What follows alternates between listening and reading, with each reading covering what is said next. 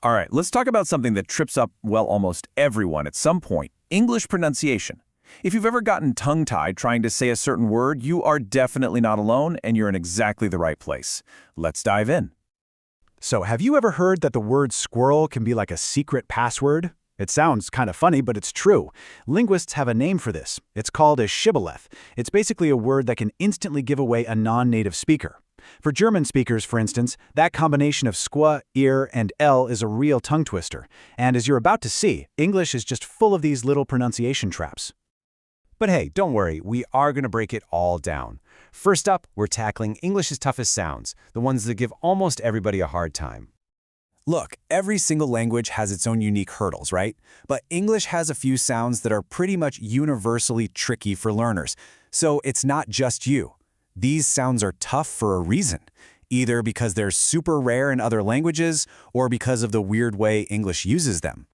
So let's jump right into the big ones, what we're calling the universal challenges. First on the list, the infamous TH sound. There's a good reason this is always ranked as the most difficult. It's because this sound is incredibly rare around the world. It's actually one of the first sounds that languages tend to drop or change over time.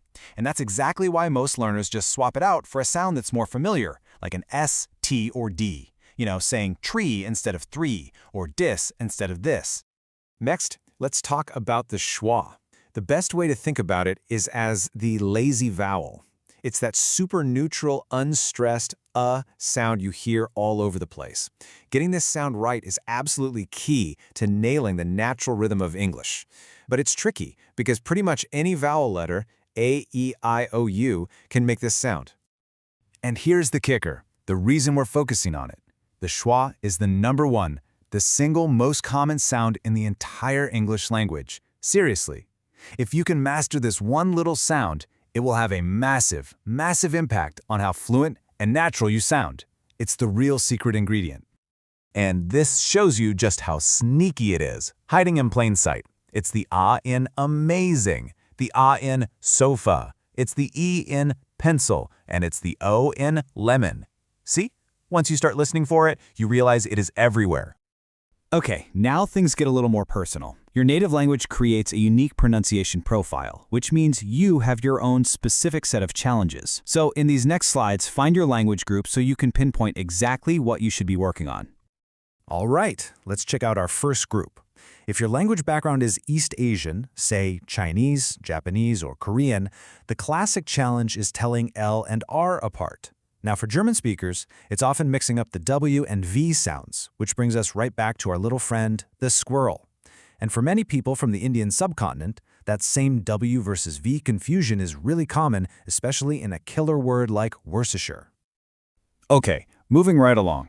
For my Spanish speakers out there, the big challenge is often words that start with an S cluster like strength. There's a big tendency to want to add an E sound right at the beginning. If you speak French or Hebrew, you might find yourself dropping the hard H sound, so a word like height becomes eight. And for Russian and Ukrainian speakers, the English T and Z sounds can be tricky, especially when they're in a word like this, which already has that tough TH sound in it. Okay, enough about the problems, let's get to the solutions. Welcome to the Practice Toolkit. Think of these as your cheat codes for mastering pronunciation. Let's start with L versus R. This is all about where your tongue is. It's a physical thing. As you can see for the L sound in a word like light, the very tip of your tongue presses up against that little ridge right behind your top teeth. Now for the R in right, your tongue does the opposite. It pulls back and curls up, but it doesn't touch the roof of your mouth at all. So, what's the best way to practice? With this classic tongue twister. It's like a little workout for your mouth. Red lorry, yellow lorry. The trick is to say it slowly at first. Really focus on feeling your tongue move from that pulled back R position to the forward pressing L position. Now, what about W versus V? This one is all about your lips and teeth. For the W sound, like in West, you make your lips round, almost like you're about to give someone a kiss. But for the V sound in Vest, your top teeth need to gently bite down on your lower lip. Just remember this, kiss versus bite. Ready to put it into practice? Try saying this one out loud. Wally would win the volley versus Vinny. This sentence is great because it forces you to switch back and forth between the two sounds, really helping your brain and mouth remember the difference. Okay, time to tackle that universal monster, the TH. The trick I like to teach is called the tongue sandwich. It's so simple. Step 1, gently place the tip of your tongue between your top and bottom teeth. Step 2, just blow air through that little gap. That's it. That gives you the sound in think and 3. Now, if you want the other TH sound, like in this or that, you do the exact same thing, but you turn on your voice and make it vibrate. Now for a special drill. This one's for my Spanish speakers who struggle with those words that start with an S. It's called the snake drill.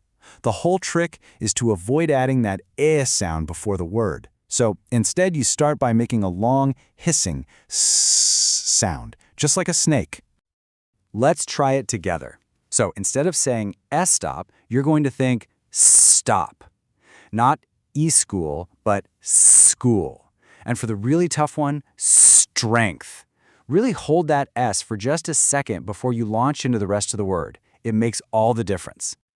You've learned the techniques, you've done the drills, and now it's time to put it all together. Welcome to the boss level, some of the absolute toughest words to pronounce in the English language. Okay, take a deep breath. Let's go through these beasts. First, we have colonel. You'd think you say the L and the O's, right? Nope. It's pronounced exactly like colonel. Then there's Worcestershire, which is a masterclass in just ignoring letters. It's just Worcestershire.